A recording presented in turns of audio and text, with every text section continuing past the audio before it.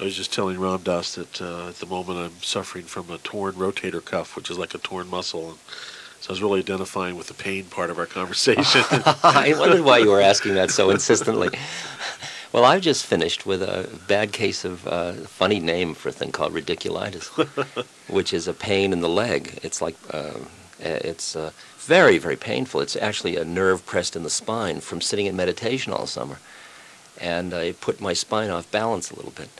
And I just I mean, it was wild pain, and I kind of delighted in it because it really showed me where my consciousness wasn't. That's the fun, to see how you get stuck. You go, yeah, and then, ah. Yeah, right. Yeah, it really becomes a teacher for sure. Yeah. I'm wondering, as we're talking about helping and serving, and you started a project years ago, the Prison Ashram Project, and it came up in the book, How Can I Help? There was a chapter about prison. What about that work, working with prisoners? And yeah, well, the chapter in the book on prison is really the prison of the mind. It's yes, not the prisons, but it's all the same thing in a way. As soon as I saw it, yeah. I related to the Prison Ashram Project. That project has wended its way onward. Bo and Sita Lozoff in Durham, North Carolina, run the project. And we originally were putting out a book called Inside Out, which we were giving away in prisons. It's now been superseded by a book called We're All Doing Time by Bo, and that's now being given away to anybody in prison. And that project has gone on all these years. That's 10, 12 years now. Yeah. And then going to the prison of the mind that's mentioned, that chapter in the book. We're all in prison created by our own minds. That's why I go to Rangoon, Burma to meditate. And that's what these books are about that we give to inmates, saying since you have to serve time, use your time to get free of time, really. I mean, why don't you use the situation you're in, which is the same as the thing you're doing with dying people. It's the same exact project. Use your situation, your existential situation, as a vehicle for getting free rather than as an obstacle to getting free. It's the same message. I only have one message, and I give it in everything I do. I'm doing it with AIDS people. I'm doing it right across the board. Yeah. How are you finding now, as you're back on the lecture circuit for a while? You've been off for several years now, and how are you finding it? How is it going for you? Well, I'm only back 2 weeks, and it's a little new. I may burn out quickly, despite writing a book, How Can I Help? Thus far, it's a ball. I'm having a great time. I'm really enjoying it, and these gatherings, of course, they're like family. I mean, I know thousands of people now, and I meet them every night, or every other night, and I find it very satisfying. At first, I thought I would have to be much, much more evolved to come back to lecturing again. And then the kind of exigencies of the foundation and my role in it really required that I do this without copping out. And I thought, and I've got to come back after I said I'm leaving and I won't come back till I'm higher, and here I am, just the same schnook I always was.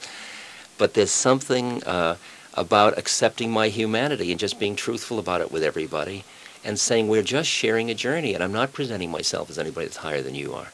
And people seem very, very happy to share that evening with me. Yeah, I'm very happy being back on the circuit, much more than I thought I would be, really. As you're traveling around, what are you seeing going on in America that we don't read about in the New York Times? Well, some of it you do read about in the New York Times. There was an article recently in the New York Times pointing out that there's a new increase in college students that graduate getting involved in voluntary activities. And that's a beautiful thing that's happening, and wanting to be in social action. And I experience, I don't know, because when I go around, I'm still seeing my own people, who comes to my lectures, of course. But what I feel is that this How Can I Help book and the Seva Foundation, that whole idea of compassionate action as a way of leading a rich and full life is resonating with a lot of people in the society at this moment, and that makes my heart happy, because I think we really can project a different image of the United States out into the world by acknowledging these places in our own hearts. And I think that can go outward and outward and outward. There's a great joy in doing seva in Nepal and India and South Africa and the American Indians and the Guatemalans. There's just something very, very satisfying as a human being about participating in all that. Yeah. I think in some respects we're going through a transition space now where what's really happening is not on the surface but underneath. I think that's right. I think that's right. I think there's I think that our, the way we got strong in the world politically as a country and a nation had a kind of a harshness to it, a harsh kind of, a little bit of a macho edge to it, more than a little bit.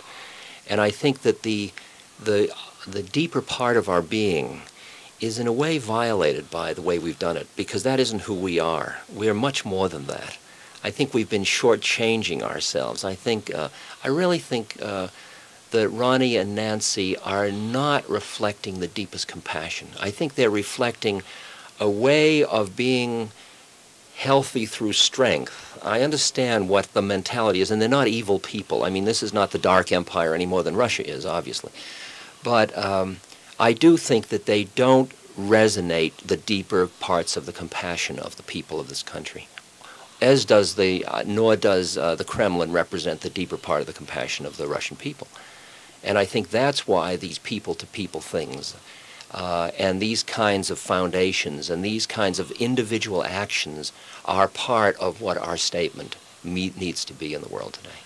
I think we have about 2 minutes left, and what's important, I think, in the essence of this whole conversation we've been having is how powerful each of us as an individual can truly be if we put ourselves out there. Yeah, much more than one thinks. I mean, I think that Gandhi line, it's very important that you do it even though it seems insignificant. I mean, why is blindness? Why not whales? Why not battered mothers, battered children? Why? Each person intuitively responds, maybe by chance that you end up with one thing.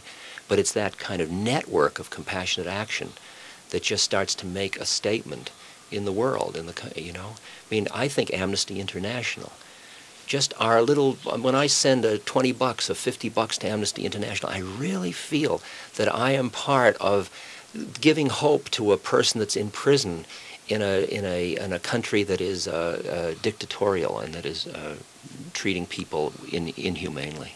Yeah. And I feel part of that web of compassion. I feel Oxfam when it builds wells and helps mothers build dairies in small countries. That's all part of my family doing it. And the more of us doing it, and the more of those resonate out with the little checks giving, $20, $50, a volunteer thing, a little tea party, a cake sale, God, it just feels like an ocean of compassion that's right there. Ram Dass, it's been great talking with you. Thank you, Michael. It's been nice again, as usual. Thanks for coming. I've been speaking with Ram Dass, co-author of a book entitled How Can I Help? Stories and Reflections on Service, published in paperback by Alfred Knopf. And if you want to find out a great deal more about service, and particularly the stories that are really moving, they were moving to me, I recommend the book.